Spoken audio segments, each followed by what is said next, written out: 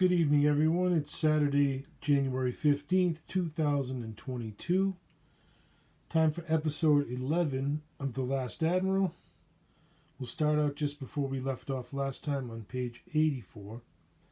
Some notable events today in history include: in 1909, a hearse automobile was first used in a funeral procession. In 1920, there was an outbreak of smallpox in Ontario. In 1936, Henry Ford established the Ford Foundation. In 1943, the Pentagon was completed. In 1951, the Witch of Buchenwald was tried for crimes against humanity at Nuremberg and sentenced to life in prison. In 1967, the first Super Bowl took place. Some notable birthdays include Edward Teller, who worked on the Manhattan Project, and Dr. Martin Luther King Jr. Happy birthday. Okay, let's start off. Just read the top of the last page where we left off. And J.W. Acklon asserted, "Leave the wand. Let us see if we have any more enemies among us. Shall we inform the rest of the fleet, Admiral? Send a message that there was an accident on board, resulting in one sailor's death and a severe injury to me. Sergeant Luke's formal burial at sea is to commence immediately. Proceed to the rendezvous point off the southern coast of Wahi as planned. So naturally, any spies on board our other ships will believe that we are covering up your untimely death." "Naturally," Acklon said. "Didgeridoo?" J.W. asked. "Didgeridoo, indeed," Acklon replied. Okay, the South Sea. The chaos of a night of intensive searches eventually gave way to the steady roll of an early morning sea. Bands of light rain swept over them at intervals, like the gentle eyelashes of God.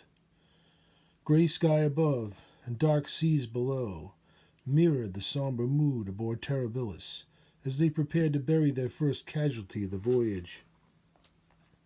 During the night, the wandering monk came alongside of them, and Captain Carradine came aboard. Yes, David Carradine is the star of my show.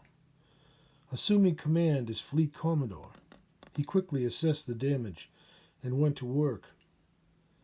They prepared a burial service for the Admiral. In secret, they blessed and cleansed Sergeant Luke's body according to custom, and then transformed him through magic and disguise into the image of their beloved fallen leader. Sailors who died at sea received a burial at sea. Assuming the identity of Sergeant Luke, Acklon became his own deck sergeant. Every one of his sailors knew the truth of his identity, and they were more than willing to play their assigned roles in the deadly games to come. The crew respected Sergeant Luke and mourned his loss, as they would have for their admiral or for any among them. They carried his body on deck between the linked arms of 6 Marines, as the ship's drummer beat an uplifting rhythm. Resting him atop of a wide plank lying on a group of lashed barrels arranged along the beam, the crew gathered as Commodore Carradine spoke a few words.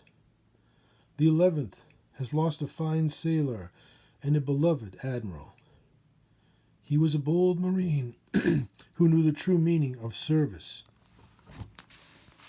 And the footnote is what the meaning of beam is. "And honor. Our mission goes on to the objective, as it ever does, never stopping until fulfilled, or our hulls should rest upon the bottom of the sea. Acklon knew and lived this like no one else before him. As our captain, he was without equal. No admiral of the line was ever so notorious across the seas or so feared by his enemies. Today, we return his body to the sea, his home for most of his life. Does anyone here wish to say a few words?" He was the bravest soldier that I ever knew, Dai Wei declared. I pray that I may stand beside him again in the afterlife. Kneeling down beside his body, he bowed, touching his forehead to the deck 3 times before rising. Moments of silence followed, the only sounds being the gentle tap of raindrops upon the planks and the rustle of sails in the wind. Nothing remained unsaid. Aboard Terribilis, they had performed this ritual many times after many battles. When the time was right, Commodore Carradine raised his hand and signaled the drummer. A low rumble slowly began to rise. "Marines," he commanded, "attention! First Lieutenant, J.W. Riser, sound off." "Here, sir," J.W. reported. And looking then at his face, one would never have known if tears streamed down it, or if it was merely the soft caress of the rain. "Ensign An Sang, sound off." "Here, sir," she called. "Second mate, Jill Saxon, sound off." "Here, sir," Jill cried. "Admiral Acklon Lou Charon," Commodore Carradine called. Silence. "Admiral Acklon Lou Charon," he said with a rising voice. Silence. "Admiral Acklon Lou Charon," he cried again. And silence. Okay. In the military funerals in the Army, it's very moving. They do that roll call and it chokes me up every time. Okay.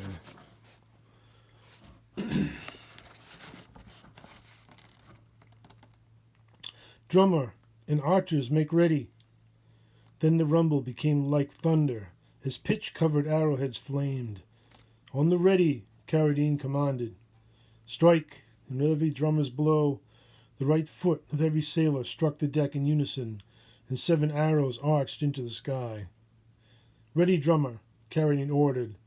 "Strike!" On it went, just so, 3 times, and echoing for miles across the deep. "Detail! Raise the plank!" "Raise him up," J.W. echoed with steady voice. And then their admiral's body slid down it, diving feet first into the sea, with one final, settling splash. "Sailors, return to stations. Helmsman, hold the course, southeast 10 degrees. Inform me when the islands of Ululu are in sight." "Aye, sir," Red replied. "J.W., he directed, "I want all of your squad leaders to meet me in the captain's chambers immediately, including Lord Guy and yourself. Miss Saxon shall command the deck until your return." "Aye, sir," J.W. said. "Leaders meeting on the double. Jill, you have the deck." "All right, Marines," she roared. "Get back to work. Give me a midshipman in that crow's nest on the double." She was the daughter of a wealthy merchant, born at sea, oddly craving the company of sailors, ocean spray, and spit, above all land-based things. It was said that she had never owned nor worn a woman's dress a single day in her life. There was no doubt that she was a woman, but as Marines went, she was the equal of any. Terribilis, and every ship of the 11th Fleet, carried no more than 2 midshipmen at a time, junior officers in training. The Admiral believed that any more than 2 of them were a waste of space, and only the most motivated among them lasted for long on the decks of his ships. Sanghan was the first to volunteer for the watch, well acquainted with the duty. He climbed nimbly up the masthead and into the crow's nest. There, a round shelter, fashioned from 2 halves of an ale keg, protected him from the wind. Sang viewed the rolling gray seas around him, through rectangular cutouts in the barrel walls. They were still far out to sea, with no land in sight. Settling in upon the nest's small round stool, he knew that it could be hours before his fellow midshipman, Tai Hua Fong, relieved him. Watch duty was long, boring, and uncomfortable, but the peacefulness 70 feet above the sea carried with it a privacy that did not exist anywhere else on board. Saxon was well acquainted with command. She knew how to steer the ship, adjust for the wind and waves, and manage the crew. The veteran of 14 naval battles, she knew how much sailors could take, what made them tired, and what broke them. Terribilis got the most out of her crew wherever she walked the plank. "Tighten up that block, sailor," she commanded. "That yard's loose. That's it. We're all in the wind now. Look at her sail." And the footnotes are all nautical terminology for those that might need it. A secret meeting. Their meeting went on for hours. Search details had swept through every ship in the fleet, looking for saboteurs and evidence of tampering. A large portion of their water supplies had been compromised with poison, and aboard Captain Wayne's ship, the Green Beret, they had arrived too late to save 6 goats, but better to sacrifice animals than sailors. Yes, Marion Wayne, a rendition of John Wayne, is also a star in this book. Okay. They believed that the poisoning had occurred in port, before the barrels were loaded, but they could not dismiss the possibility of undiscovered spies. "The crew played their parts well," Carradine observed. "It should buy us some time," Eklund replied, "but I believe that the Queen intends to eliminate us altogether. Her ego has grown along with her influence. I fear that we will soon become obsolete." "You've built the largest force of free thinkers in the military," Lord Gax noted, "and that's a very dangerous thing." "Let's not underestimate ourselves," Carradine responded, "or our sailors. We've all been through hell and back." "We should prepare for the rendezvous," Eklund said. "We must do our duty as long as we are able." "We should reach Ululu by dawn," Carradine reported, "and the rendezvous point." "The 7th Fleet is stationed in Jade Harbor," Eklund affirmed. "No doubt our merchants' fleet is comprised of their vessels. Admiral Gravina is in command, and we have never been on the best of terms." "He despises you," Lord Gax stated. "Quite," Eklund replied.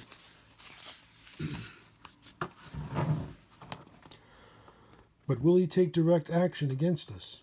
"The Queen builds her case of lies to defame us," Eklund mused. "No doubt the other commanders will come to believe that we are traitors." "We're still too close to home," Carradine reasoned. "Our next set of orders should tell the tale." "Your orders, Admiral?" Lord Guy asked. Form a line and link us ship to ship," Eklund directed. "JW, take Daiwi and a squad of our best men, along with Lord Gax, and sweep every vessel with that wand. We need to know if there are any more enemies within our midst. Seize any spies immediately, and JW, do try to take them alive." "I won't promise you that, sir." "Complete your search by dawn," Eklund said worriedly. "We must be ready." High tide. Well off the coast of Shang-Sun, 3 fishermen were sailing aboard the Mei Nang. It was high tide and breezy, with a few light rain showers passing through. The wind pushed their gaff-headed sloop along with ease.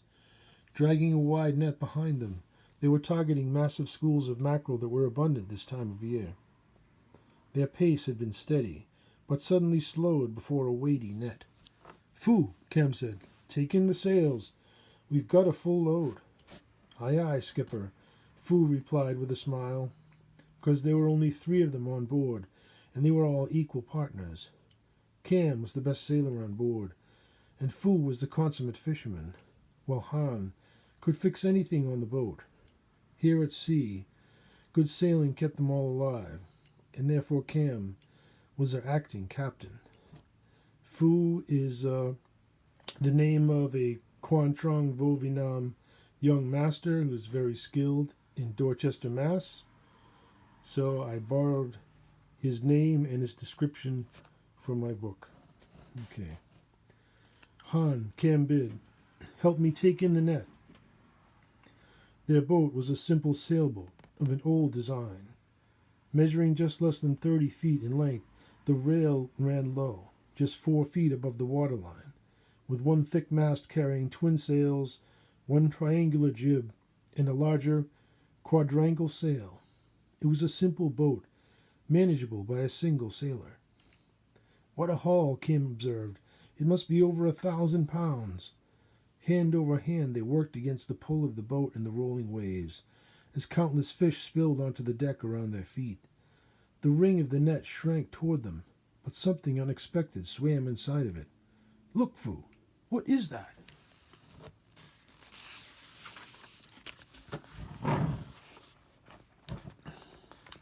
Fu was a man of average height. His skin was fair, and his hair and eyes were dark. His smile was infectious. He knew as much as could be known about this part of the ocean, its murky depths, currents, creatures, and the migratory patterns of its fish. It's a small manta ray. I've never heard of one this far north, though. We've got to get him out of that net somehow, or we'll lose the whole setup. The great ray thrashed madly about inside of the net, tangling itself up worse by the second. Just watch the tail, Fu warned. It may have a poisonous spine. Working hard, they tried to salvage some of the catch before freeing the manta. It took some sorting and a back-breaking effort to pull a few 100 pounds of fish on board and untangle the ray. Careful of the tail, Fu cried, as the dark form retreated into the depths. Ha! Han proclaimed. We did it. Now we can head for home. Hundreds of fish flapped about on the deck all around them, obscuring their feet. They were all smiles, until the manta exploded from the sea beside them. Flying over the rail and onto the deck, the ray landed in their midst with a thud. Reeling back, they sought to avoid its whipping tail as the fish transformed into a man before their wondering eyes. Closest to Han, the stranger's left hand arched up and smacked him across the left cheek. Stumbling backward, Han's heels caught against the gunwale. He teetered for an instant before his attacker's right palm struck him in the chest and bowled him overboard. Abandoning the tiller, Cam drew his fishing knife and rushed at their enemy. In his haste, he slipped amid the flapping fish and fell beneath the stranger's feet. Trying to rise, he received a violent strike across the back of his neck. Fu saw him fall dead without uttering a sound. He knew that he did not stand a chance against a man such as this. Trying to tread water, Han was screaming in agony and drifting further and further away. The stranger was staring right at him as he pulled a small metallic object out of the fabric of his jacket. The deepest ocean suddenly seemed vastly safer than staying on board with the demon that he now faced. The man drew his hand back to throw something at him, but he needed no more encouragement. Something stung his leg as he dove into the sea and swam for his life. Reaching Han, he saw that his face was bloated and ghastly looking. His eyes bulged hideously, and his breath came only in ragged gasps. Fu reached around his chest in order to help him tread water, but Han's body only shuddered and went still. He was gone, killed in seconds by a demonic man that none of them had ever met. To Fu's greater horror, their boat was again coming under sail and rapidly moving away. It seemed that the villain was no stranger to sailing. That's where we'll end today's episode. We'll begin again and see if young Master Fu can survive being alone, floating at sea. Thank you and have a great night.